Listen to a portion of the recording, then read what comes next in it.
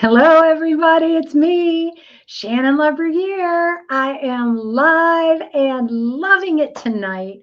Welcome to Sunday Night Live, where we learn how to thrive in change. The change we want and the change we don't want. The change we planned, that we dreamed of, that we thought was just going to make our lives amazing, and it shocked us, maybe surprised us, maybe disappointed us, and the change that we didn't see coming. It hit us out of nowhere like a train, and we're still trying to recover from the collision. It is possible to have roots that are sinking deep and are getting nourished, even while we're in a season of life where our leaves maybe aren't blooming and the flowers aren't growing. But I promise you that this is a season. If you're in that dry place, if you're in that time of extreme change and you're thinking, how am I going to get out? You are in the right place. So welcome, everybody. Let me see. We're going to go to the comments here, and I'm going to invite you to say hi. Let us know if you're here. Let us know who you are, where you're watching from, and we are going to have a good time tonight learning the difference between activity and action. If you have been exhausted trying to get toward a goal and making no progress and getting sick and tired of all that hard work and getting nowhere, you are in the right place. Welcome and hello. So as we get started, I want to brag on Thumb Roast Coffee. It says Happy New Year on this banner. I want to encourage you to start thinking about Valentine's Day. Valentine's Day is coming, and your loved one needs a delicious cup of coffee. Thumbroastcoffee.com is where you can get it. And don't tell, but you get 15% off if you go and order it online. And you just might appreciate that discount. It is amazing coffee, and you are not going to be sorry. And your loved one will be blown away. He or she will feel spoiled, cared about, and they will get to drink the best coffee in the world, as far as I'm concerned. So I encourage you, go to thumbroastcoffee.com. They're proud sponsors of Sunday Night Live, and use the discount code THRIVE to get your discount online. Awesome. All right. And hello, Carol. Hello, Kelly. I'm glad you guys are here. If you're just jumping on, say hi. Let us know that you're watching and where are you from. And we're going to be talking tonight about action versus activity. Oh, Kelly says my hair looks amazing. Thank you, Kelly.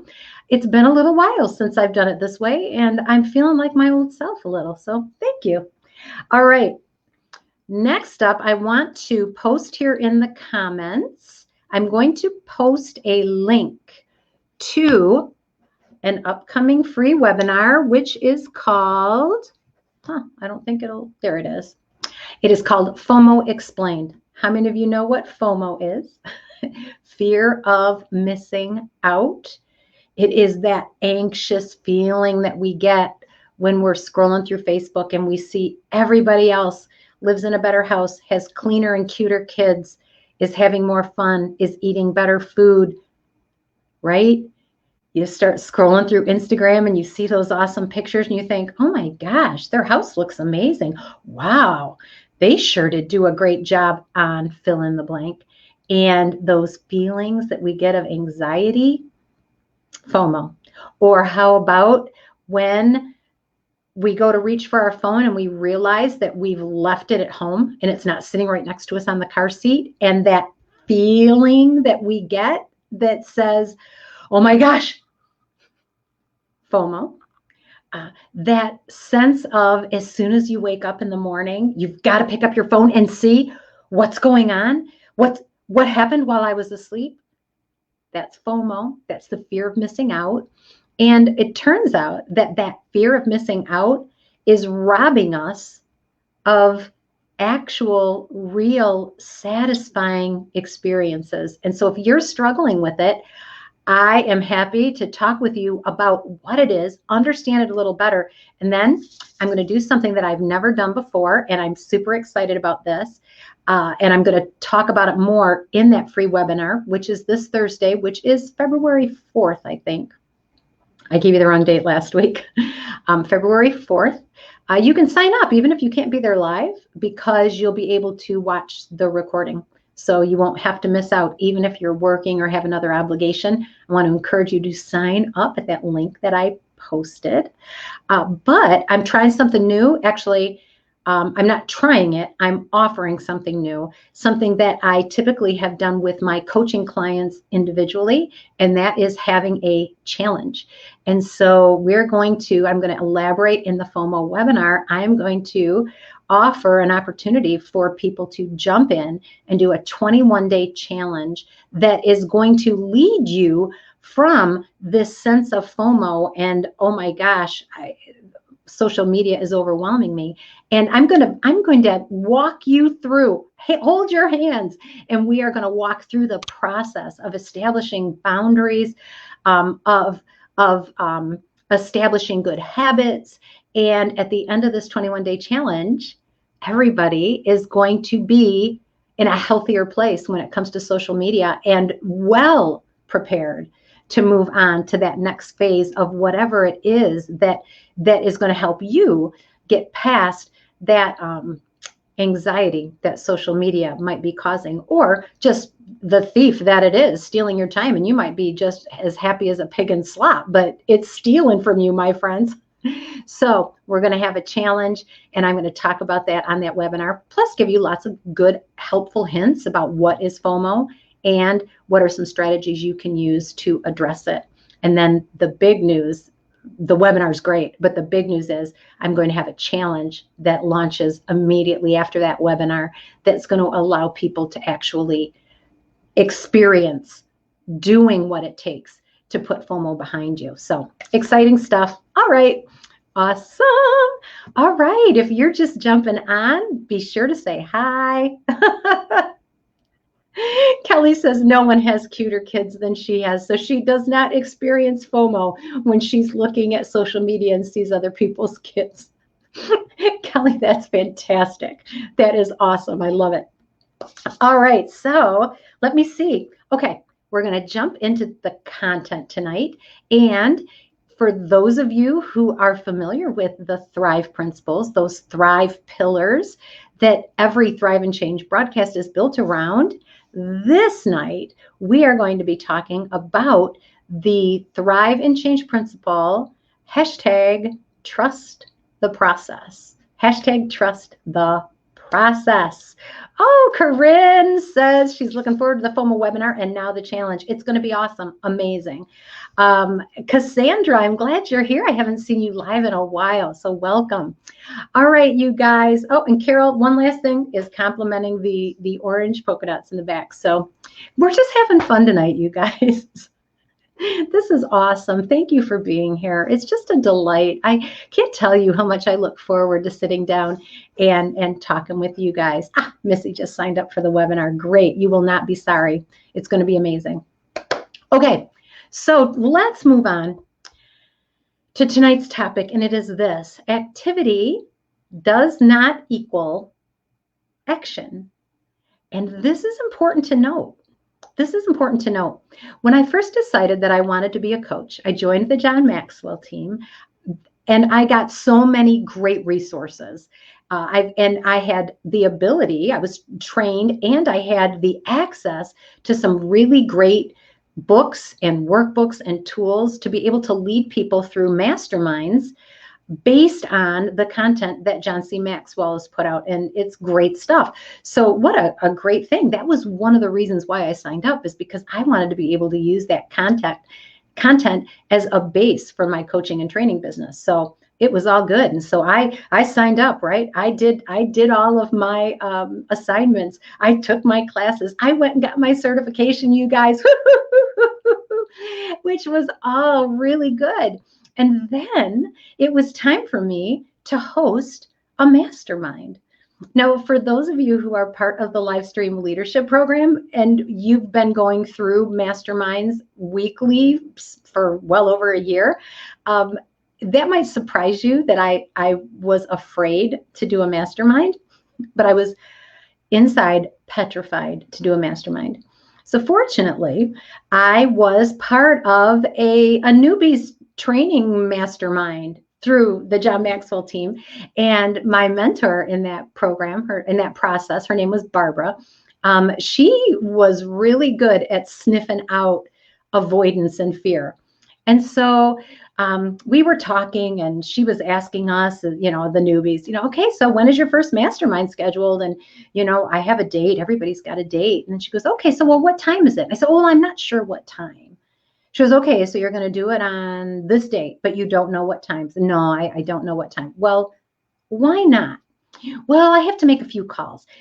There's some people that I think would really like it. And I just want to find out what time they want in. She goes, oh, okay. And so then the next week rolls around and we're going around the group, everybody. So what kind of progress have you made on your mastermind? Now, I've had a whole week. And I've scheduled a time. I'm pretty sure, I told her, I think it's going to happen at 8 o'clock, 8 o'clock at night. I think I'm going to do it at 8 o'clock at night. She goes, okay, you think you're going to do it at 8 o'clock at night, or you're going to? Well, I think I am. She goes, well, okay, well, let's just pick a time. Okay. So she was a great coach, right? So I picked my time. It's going to be 8 o'clock. So then I'm sure you're starting to get the picture. Another week goes by and I go to my training session and my coach says, all right, Shannon, how many responses did you get to your invite to the mastermind group? Oh, I didn't invite anybody yet. Well, why didn't you invite anybody? Well, you know what? I was looking through some address books and I was trying to pull some email lists. And folks, I had wasted a month deciding what time, what day, and who to invite. And you know what the answers to those questions were? Any day I wanted, any time I wanted, and everybody that I could possibly think of.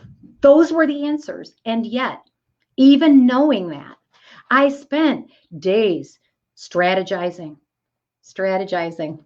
trying to figure out, who should I invite? Should I invite these people or those people? Should I invite, I don't know if these people would like, I don't think that group's going to really care, but I think this group, on and on it went. Finally, my coach said, Shannon, do you want to be a coach or not? I said, I do. She goes, well then, right now, you need to tell me, who are you inviting and when are you going to be getting that invitation out? And so I said, I'm going to invite my family. She goes, really? Your family? How big is your family? On and on it went, you guys. I was busy strategizing, plotting. I had all of my notebooks in order. I had all of my outlines ready. I had rehearsed. I had practiced. And yet, all of that was just busy. I was active.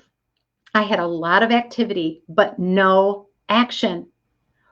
Who wants to guess? What was the action that needed to happen for me to be able to have a mastermind? All of those other things were fine. They were things that needed to be checked off a list, but I was going in circles. What did I need to do to actually have a mastermind? Anybody want to guess? Type it in the comments if you've got a guess. There is one thing I needed to do. You guys, I needed to tell people about it. I was so busy. As my coaching friend, my coaching colleague, Michelle Burkhardt says, I was busy rearranging the furniture in my prison cell, and the door was wide open. I was afraid to walk through the door. Okay, so activity is not the same as action. Just being busy can be so exhausting. Do you ever feel like you're on the hamster wheel and you're just constantly doing stuff, but you're not getting anywhere? This is because you've got a lot of activity, but no action. Any of you been a boss, been in charge of people, and there was one or two people on your team, usually their name pops right into your thinking, where they were masters of looking busy but accomplishing nothing? When I hired into the Postal Service, I worked in a processing plant, and we unloaded trucks, transported mail bags from point A to point B. We sorted mail. And one of the people on my team, his name was Joe. Joe was notorious for getting an empty basket. So it looked almost like a shopping cart, but it had some it had canvas in it. And you'd put mail in it to take it from point A to point B, letters and things. So he would get a basket, and he would put one tray of mail in it. And then he would push that cart around the building for hours until a supervisor would find him and tell him to, get back to work. And then he would take that mail to where it needed to go, put the tray where it belonged, and then come back to where we were working, get another tray of mail, disappear for an hour, wandering. He was spending so much time. He was walking, he was pushing, he was exerting himself, and it was for nothing. It was for nothing. It got nothing done. And that's what we do when we start busying ourselves with activity and we're not actually making any progress. So, activity is not action. One of the activities that we do is rearranging the furniture in our prison, making it look pretty without actually taking any meaningful steps to escape. All right, so let's see. Carol says this, after all of that, all of my avoiding the mastermind, now that you look back, are the people you see on Saturday any of the people you invited? You just had to start and look at the success now. Carol, you're absolutely right. There are people who are involved in the Livestream Leadership Program that were part of that first mastermind attempt that I made. So pretty cool. It is. We just have to start. But we have to stop doing the activity and take the next action that actually moves us toward our goal. So if you're hearing me, just type in the comments yes, or give me a thumbs up, something so that we know that you're here. If you're hearing if you're picking up what I'm laying down, give me a yes or a thumbs up, something so that you know that you're engaged in what we're talking about here. Okay, activity is not action, and until you take action, nothing changes. You will not be different until you take a meaningful action. Yeah. Okay. The next one is this. Another way that we do a lot of activity, but we aren't taking action. It is being patient, and I'm going to put that in quotation marks. We are being patient, but we're waiting for somebody else. When we put our power in somebody else's hands, we can feel like we've done something. Well, I can't really make any decisions, or I can't move forward until so-and-so does X. And we have essentially washed our hands of our responsibility to take action. Being patient and waiting for somebody else is activity that isn't getting us anywhere. It is the opposite of action. We feel like we've done something, we've passed it on, but are we getting closer to our goal? If you are waiting for somebody else to make a decision for you to be able to get closer to your goal, it's time to rethink that, because that's activity. That's not action. That's not action. Action actually moves you towards your goal. Activity makes you feel like you're doing something, but you're really not. Oh, I love these yeses. And Corinne, yeah, that rearranging the furniture in your prison cell is such a good one. That's Michelle Burkhardt. What a great quote. All right, Corinne says this, what a great reminder. Action is my word of the year, and I need to be careful that it's not just activity. Yeah, because if we are just busy and it's not really achieving what we want it to achieve, we will exhaust our energy, we will waste our time, it's once we're aware of it, we can look for it. Once we're aware of it, we can look for it. When we realize we're rearranging the furniture in our prison cell, or we're waiting on somebody else so that we can take a meaningful action. I used to, years ago, this was a bad habit that I had, and I got broke of that habit with a cataclysmic event that it totally cured me. Totally cured me. And it was this. I loved to be able to say that I had done a task, check it off my list, and then not follow through to be sure that it had been done. I felt like as long as I can say that I told them to do it or that I asked them for it, if they don't give it to me, well, I guess that's on them. And that was a form of activity with no meaningful action because there was no follow through. And sadly and regrettably, I had a lot of activity surrounding planning a really big conference for the Detroit Postal Customer Council. It was going to be fantastic. We had almost 200 people that had signed up to come. We had great speakers. We had great training. I was the chairperson of the committee that was in charge of this. It was amazing. And I was having all kinds of fun planning it, and it was just amazing. It was really fun. I was enjoying myself thoroughly, but I was doing a lot of activity that wasn't moving me toward meaningful action, making sure that the right things were happening. I was enjoying picking out what color to decorate, what color balloons to buy, and that I'm not downplaying the importance of things like that, but that's not the critical thing. In the case of this Detroit Postal Customer Council event, this training conference for customers and postal people combined, the real reason they were there was because of the training they were going to get.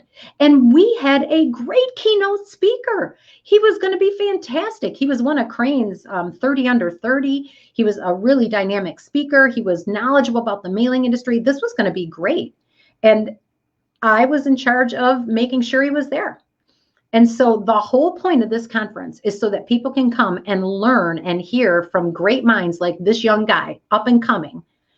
And I put more effort into picking out what color napkins that we needed to go on our tables for the luncheon than I did in making sure that our speaker, our keynote speaker, was actually verified, confirmed, knew where he was supposed to be and when he was supposed to be there.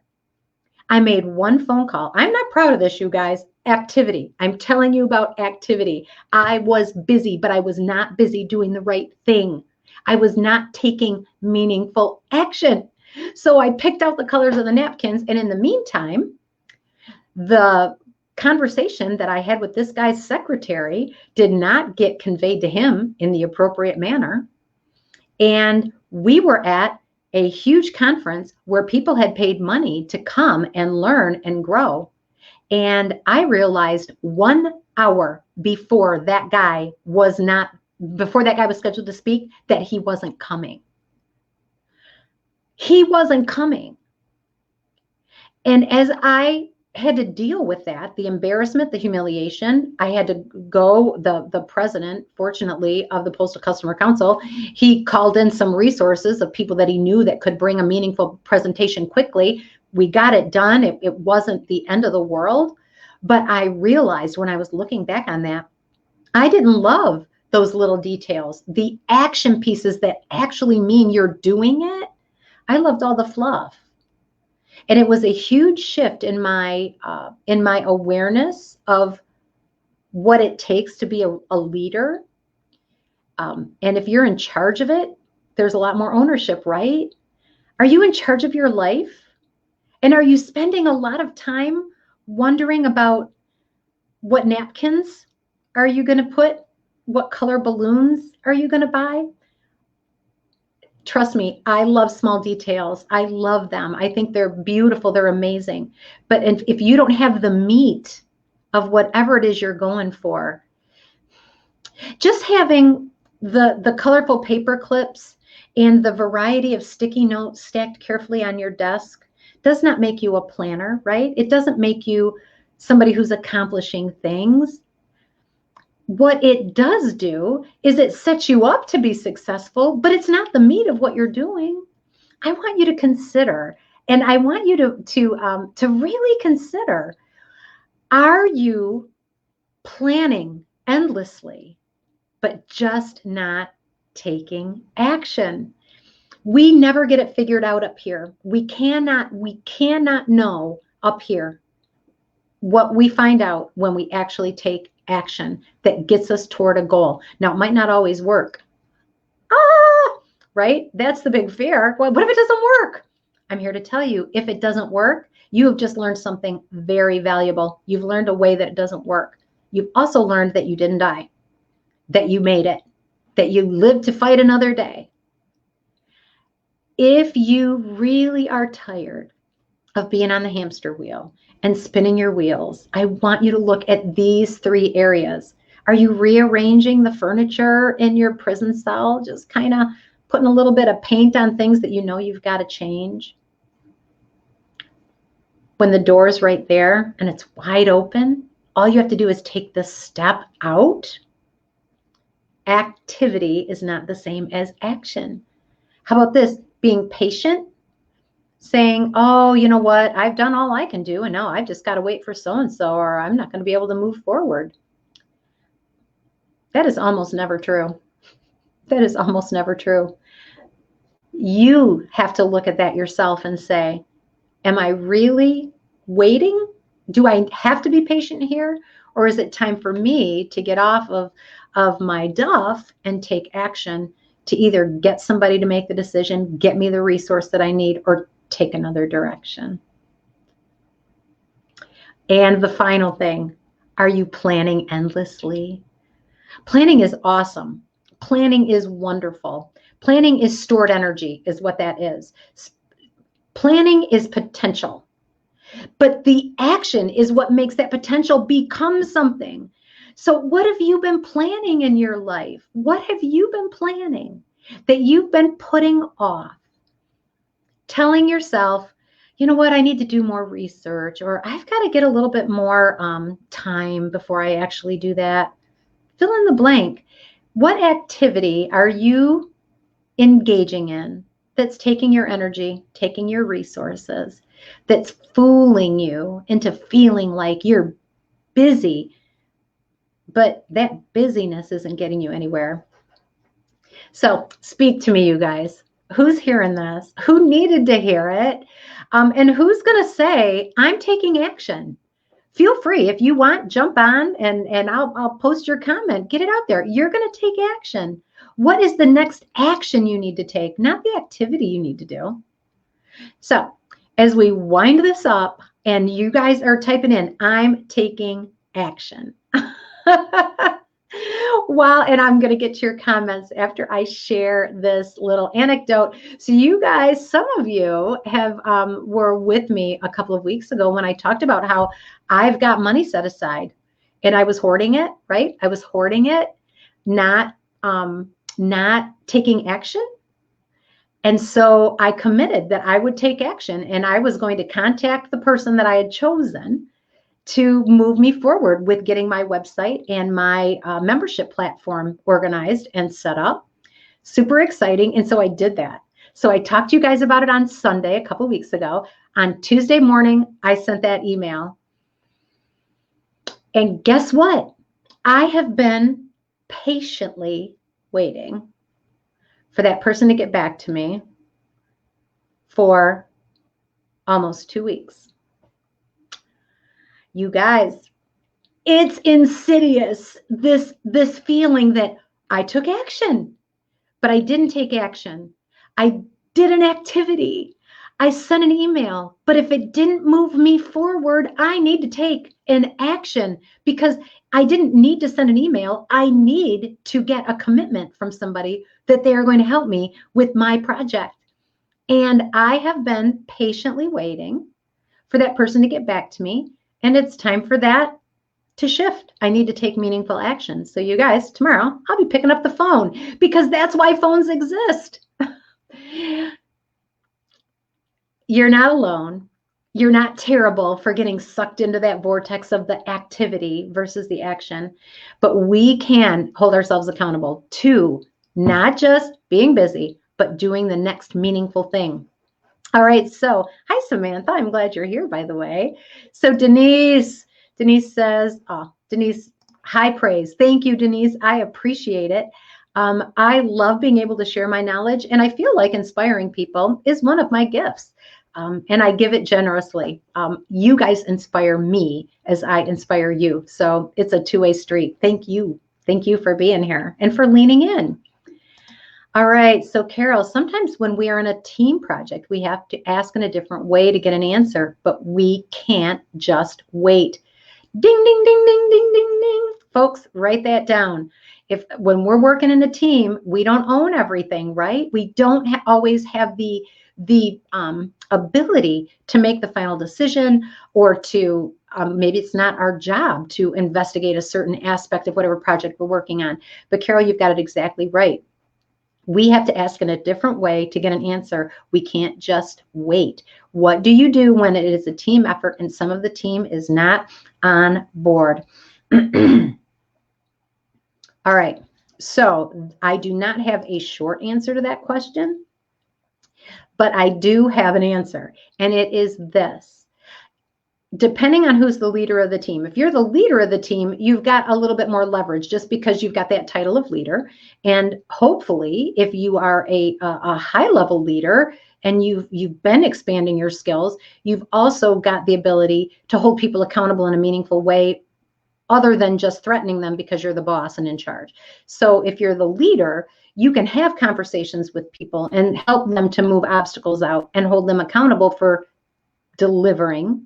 And if they don't, then there have to be consequences with that, and they need to understand them ahead of time. So that's a conversation. That's not a threat and an ultimatum. That's a conversation exploring what's going on. If you're a team member, then you can talk with the team leader and say, these are some of the challenges. These are the resources that we don't have yet, and I can't move forward until I have them. But the team leader needs to know. That doesn't mean you're necessarily naming names or pointing fingers or blaming.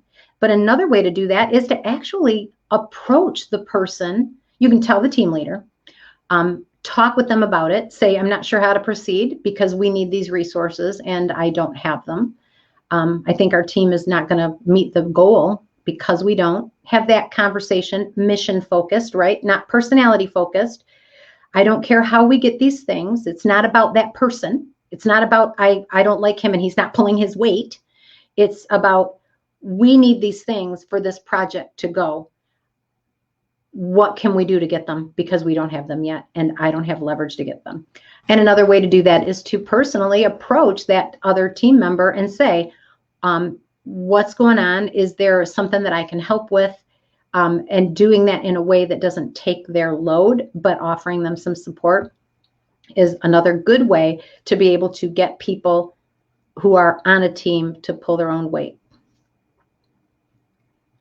If you have more questions about that, that is a great question for live stream leadership, because we could really explore specifics and get some real concrete actions that will help. And Corinne just says, yep, yep, I'm taking action. I love it. You guys are great. I want to invite you again. I'm going to post it again. The live stream, the FOMO Explained webinar that's happening this Thursday at 10 a.m.